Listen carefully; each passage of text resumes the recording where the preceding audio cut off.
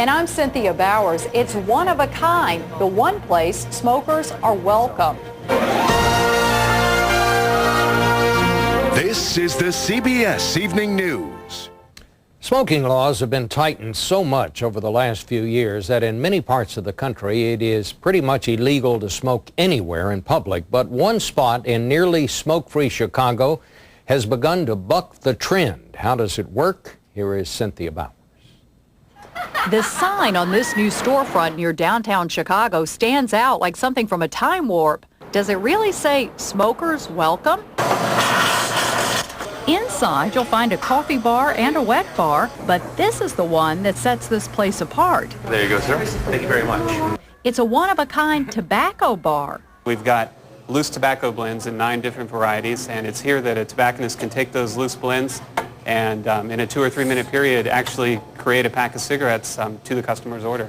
Paying $9 a pack doesn't seem to bother people who say it's good just to be able to exhale out in the open. It is kind of weird. This place is kind of like a speakeasy in a sense because, you know, the smokers all have no place to go. That's because Chicago, like a growing number of American cities, recently enacted its own version of the Clean Air Act, which basically stamps out smoking in public, even in bars.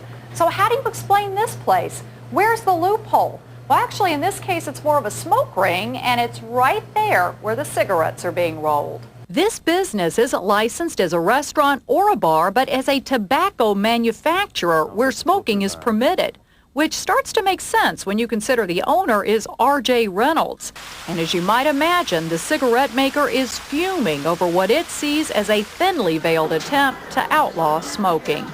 The government has really overstepped its bounds by saying that it's okay to drink, but it's not okay to smoke. Is this more about the having a place for smokers to come or introducing a premium line of cigarettes? It's clearly about building a premium line of cigarettes. And although company execs say the timing of all this is coincidental to Chicago's ban, R.J. Reynolds' anti-smoking grandson says he doubts that.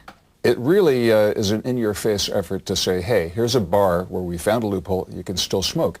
It's a rebellion on the part of R.J. Reynolds. And a bit of a risk, because for R.J. Reynolds, it's not just about whether these high-priced cigarettes can catch fire.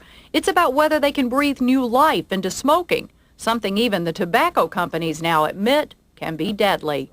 Cynthia Bowers, CBS News, Chicago.